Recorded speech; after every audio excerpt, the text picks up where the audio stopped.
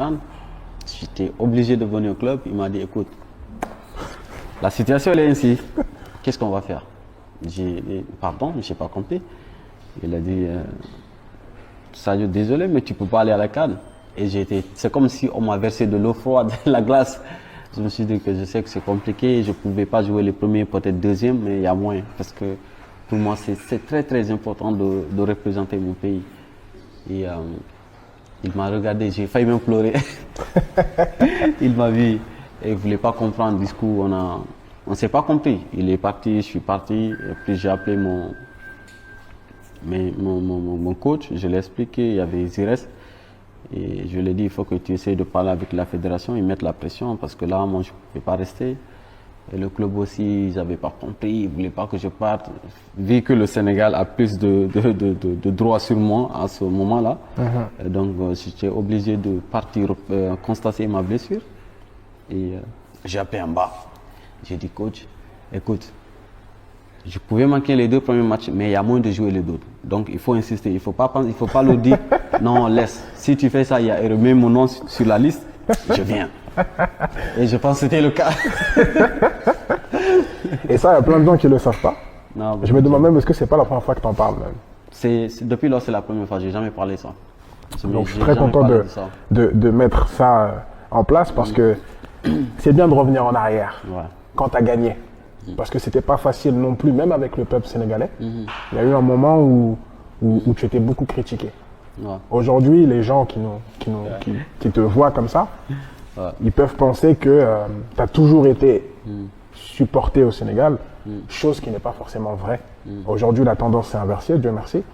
Mais ton combat, il a été difficile aussi bien sur le terrain, mais même aussi pour gagner la confiance du peuple, parce que c'était pas évident. Est-ce que tu peux revenir sur cette période-là? Vous savez, ça a été, je pense que c'est la période la plus difficile de ma carrière. Comme vu que je suis quelqu'un qui n'en parle pas, j'essaie de rester dans mon coin et j'essaie de tout faire pour essayer de convaincre tout le monde. Et donc, je peux vous le dire, j'ai jamais eu de problème psychologique ou mentalement là-dessus, parce que je suis quelqu'un de costaud mentalement. Beaucoup de gens peut-être ne savent pas ça, et puis peut-être aussi je ne m'exprime pas beaucoup, je préfère rester dans mon coin tout le temps. Mais c'est pour ça que je suis là. C'était la période la plus difficile. Si je vous le dis, la période la plus difficile de ma vie, c'était la période-là. Parce que je me rappelle des fois, je suis avec mon club et que je gagne. Je marque des buts. Malgré tout, j'ai quelque chose qui me gêne. C'est par rapport à mon pays. Des fois, parce que je fais des méditations, des fois je viens dans ma chambre. Qu'est-ce qui ne marche pas avec mon pays? C'est quoi le problème? Parce que il y avait un match où j'ai pleuré, c'était contre la Guinée équatoriale. C'est un match où le Sénégal a gagné d'ailleurs. On a gagné, mais j'ai pleuré parce que j'avais tellement mal, parce que j'ai loupé aussi pas mal d'occasions. Parce que quand je venais en sélection, je prends tout. Je prends mon physio, j'amène tous les matériels possibles pour la gym. Je me suis dit, écoute, je ne sais pas c'est quoi le problème. Maintenant, je vais faire exactement comme je fais à Liverpool. Je vais manger exactement comme je mange à Liverpool. Et malgré ça, ça ne marche pas. Et donc, c'était une question que je me pose tout le temps. J'ai même fait des méditations pour ça. Mais après, dans un moment avec de l'âge, avec l'espérance, j'ai laissé les choses aller naturellement. Et je pense que, voilà, des choses à un moment donné, je pense que ça, c'est quelque chose qui vient naturellement avec le temps. Et je pense que il faut être positif. Et moi, je pense que ça a été le cas. Donc, j'ai essayé d'être positif. J'ai essayé de faire le maxi. Et donc, ça a marché. Finalement, ça a payé. Et il y a un dicton qui te ressemble bien, c'est plus le combat est dur, plus la victoire est belle. Elle est belle. Ouais. Et la victoire, elle est belle. Elle est belle. Et je pense que, voilà, c'est pas facile, mais bon, je pense que seule la victoire est belle. Et je pense que ça a été la plus belle victoire de ma carrière. Tout à l'heure, je t'entendais parler, on t'a posé une question. On t'a demandé quel était le plus gros trophée, quel était le plus gros moment de ta vie, si c'était gagner la Champions League ou gagner la CAN. Tu as répondu gagner la CAN. Normal. Normal. Il y en a qui pensent, il y en a qui verront ça bizarrement. Et tu as même dit que Je t'ai entendu dire ça. Que même peut-être si tu gagnes la Coupe du Monde, tu ressentiras peut-être pas la même chose que ce que tu as gagné avec la CAN. Ouais, et je pense que, voilà, espérons qu'on va gagner la Coupe du Monde parce que on rêve aussi. Mais pour vous le dire, gagner la CAN, c'est exceptionnel.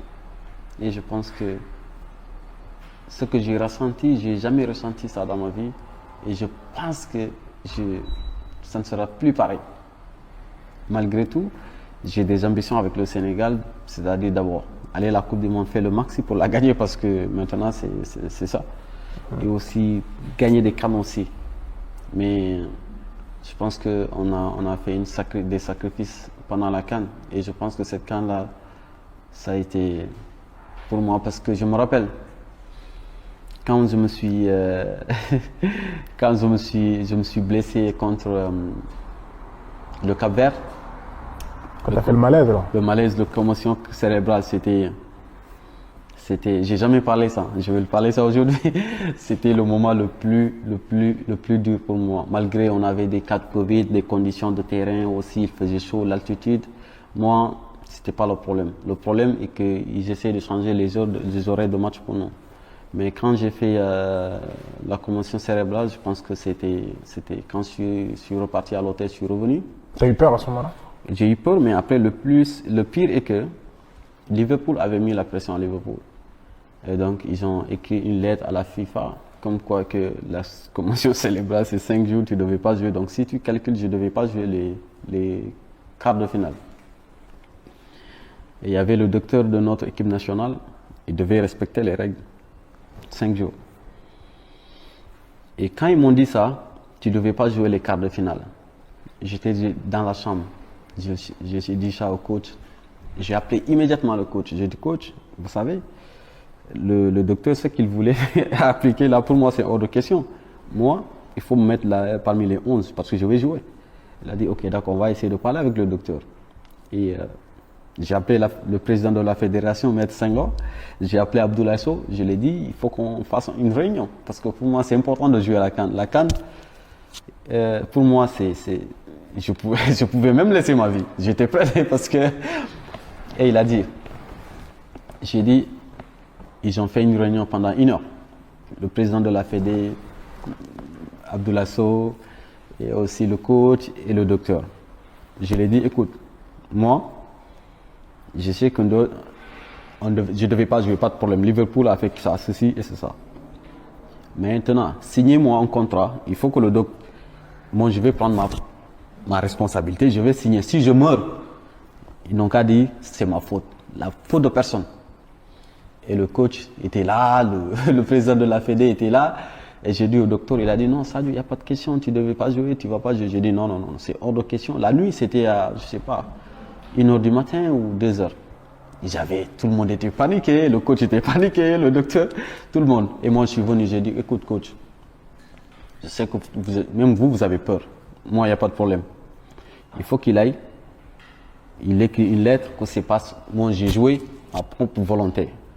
Au cas où je meurs ou qu'est-ce qui va se passer, c'est moi qui est forcé. Et donc, tout le monde faisait comme ça. Et c'était chaud. Du coup, tu as signé le papier? Non, finalement, ils ont dit non, c'est pas possible. Maintenant, parce que j'étais même prêt. Et donc, maintenant, le doc, il a dit, ok, il faut qu'on essaie d'aller le matin, faire une autre scan. Le jour de match, le matin, j'ai quitté l'hôtel, je suis parti faire le scan, on a vérifié, on a envoyé ça à la CAF. La CAF a dit que non, ils ont vérifié aussi avec le docteur, il n'y avait rien. Donc, le doc, il a dit ok, maintenant tu peux jouer. Parce que pour lui, de me voir signer un papier, ça va être compliqué pour lui aussi. Mais il y avait le président de la Fédé, tout le monde, ils ont compris. Et du coup, ils m'ont laissé jouer. Et alhamdoulilah, tout s'est bien passé. Alhamdoulilah. Il n'y a personne qui est au courant de ça? Non, je ne pense pas qu'il y a personne au courant de ça. C'est la première fois que tu en parles. Mais toi, tu es au courant.